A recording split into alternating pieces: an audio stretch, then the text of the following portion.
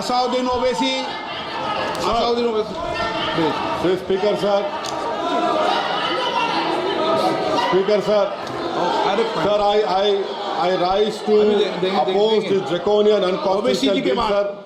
ओवैसी के बाद सर मुझे सिर्फ 2 मिनट दीजिए सर. ओवैसी के बाद Sir, this bill violates the right to democratic self-government, which is part of Article 1419. And if a legislative assembly is dissolved, sir, and midterm elections are conducted, the tenure of that assembly will not be for 5 years, sir. This in itself is a violation of parliamentary democracy, which envisages a tenured legislature. Sir, constitutional scheme makes it clear that once elections are conducted, the House should have a right to function for next 5 years. This is violation of basic structure. That such a provision is being done for administrative convenience, not for constitutional purpose. Sir, the principle of federalism means that states are not mere appendages of the center. States are not dependent on the union for their existence. This is the violation of federalism, sir. Sir, in conclusion, Parliament is not competent to make any law that violates fundamental rights or the basis of the Constitution, sir. This bill indirectly introduced a presidential style of democracy. This bill is based on maximizing political gain and convenience. This bill will finish off regional parties. This bill is only brought in to massage the ego of the supreme leader. Thank you, sir. I oppose this bill. K. Radhakrishnan. Proper legislative backing. There has to be good policy making. There has to be good policy which drives the civil aviation industry in that direction. And that is where this Bharatiya Vayuyan Videk comes into play, and which is why I would like to go a little bit more detail into the bill also, sir. Now this Bharatiya Vayuyan Videk, इसकी जो इससे पहले जो act थी, Indian Aircraft Act 1934, this was a pre-independence era act, sir. Under the British rule, this act was formed, and the act was promulgated because of a International Aircraft Convention, which was formed in 1919. 1919 में जो convention बना था, उसके हिसाब से Indian aircraft bill 1934 pre independence era में हम लेके आए, और उसके बाद 1944 में एक शिकागो कन्वेंशन भी आया. शिकागो कन्वेंशन आने के बाद आईकेओ का फॉर्मेशन हुआ. आईकेओ जो है इंटरनेशनल सिविल एविएशन ऑर्गेनाइजेशन. आईकेओ ऐसी बॉडी बनी कि यूएन की एक एजेंसी थी, यूनाइटेड नेशंस की. और ये शिकागो कन्वेंशन के बाद जो आईकेओ बना, आईकेओ में 193 कंट्रीज उसके हिस्से थे, और regularly all these 193 countries used to sit, discuss, deliberate and formulate these standard and recommended practices, which are again supposed to be implemented by all the member countries within the ICAO. And India has also been a very strong participant of this ICAO, sir, and we have tried to formulate our own laws by harmonizing whatever these SARPs, that is the standards and recommended protocols, are there from the ICAO. And this has been happening for a long time. And while we have been doing this, sir, the 1934 Act which was there, it was amended 21 times.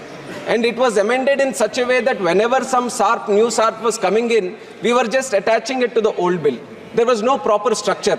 And in the end, right now, the way it has become is that there is no clarity. There is a lot of ambiguity in the existing Act that is there right now. And there is a lot of confusion, and in some places there is a lot of redundancy also.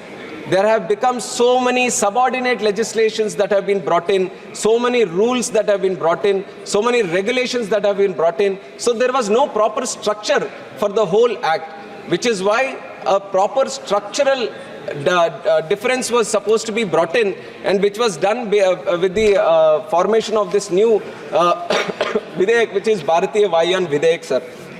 And like I said, the first thing we have tried to address is structurize the whole bill. And we have structurized by giving DGCA a separate chapter. We have told what is DGCA and what are the powers of DGCA, which is the Director General of Civil Aviation. And also we have BCAS, which is Bureau of Civil Aviation Security. Similarly, we have another separate structure for it, a separate chapter, and also the functions and the powers have been properly listed out. And also AIB, which is Aircraft Accident Investigation Bureau, and powers of central government. जो पहले ऐसा होता था कि powers कहीं और लिखे हुए हैं और इसके जो फंक्शंस है कहीं और लिखे हुए हैं, रूल्स कहीं और लिखे हुए हैं। तो आईकेओ का भी ऑब्जर्वेशन था कि सब एक प्रिंसिपल एक्ट में होना चाहिए जो एक हार्मनी क्रिएट करता है सिविल एविएशन का। तो वो हार्मनी हम लेके आए हैं सर अभी ये सिविल एविएशन में इस बिल के तहत। And other than this we have tried to reduce the redundancies, और जो गैप्स होते थे पहले इसके एक्ट में उसको भी हम करने की कोशिश ये भारतीय वायुयान विधेयक के साथ हम लेके आए। इसके बाद दूसरी चीज़ जो डेफिनेशंस हमने ऐड किया, we have brought in definitions for design, maintenance and manufacture into the bill. जो previous bill था Indian Aircraft Act, तो उसमें we didn't have design at all, we didn't have the word maintenance at all, and there was just manufacture as a word, but it was not defined. But today, under the leadership of Prime Minister Modi ji, we see a strong sense of Aatmanirbharta being formed in this country, sir. And civil aviation taking an inspiration from that Aatmanirbharta, we are imagining, we are trying to achieve a position for India in the future where not only we are operating planes in this country, we are designing planes, we are manufacturing planes, and we want to export planes to the whole world also. And that is the situation we want to create, and that is going to happen, exactly that is going to happen because of this Bharat Vayan Videyak that is going to come, sir. And especially the word design we have added. The design, adding of the word design is going to create an area where a lot of industry players are going to come, which is going to improve the design area of the manufacturing, sir. Already HAL is manufacturing Hindustan 228, which is a 19-seater plane. Dhruv is there from HAL, which is a 14-seater helicopter. And also NAL is also making another plane. Now, if you add this, if you bring in these changes in the legislation, then the state of design, ICAO will recognize India as a state of design, which will improve our prospects globally also, sir. To bring in talent which will attract in creating design here, and also whatever we design or manufacture, that is also going to be accepted worldwide also. So it was very important for us at this stage, the changes that is happening throughout the country, it was very important for us to define design, maintenance and manufacture, which is the major driver in the civil aviation sector today, sir. And that is what we have brought in to the bill also today. And the other one, before bringing this bill here, a lot of wide consultations have happened, both internally and externally also. From the public, we have received the feedback. From internally, BGCA, BCAS, AI, ERA, AIB, and also externally, Ministry of Defense, Ministry of Home Affairs, Ministry of External Affairs, Finance Ministry, DPIIT, Department of Telecom.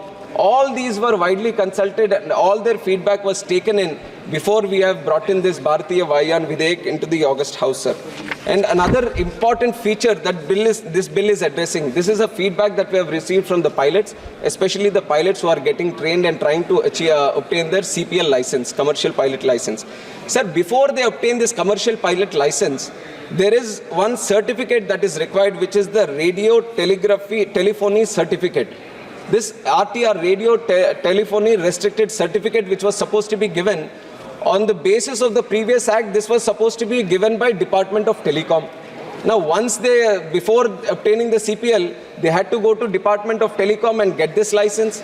Once they get the license from Department of Telecom, they come back to DGCA, which is under the Ministry of Civil Aviation,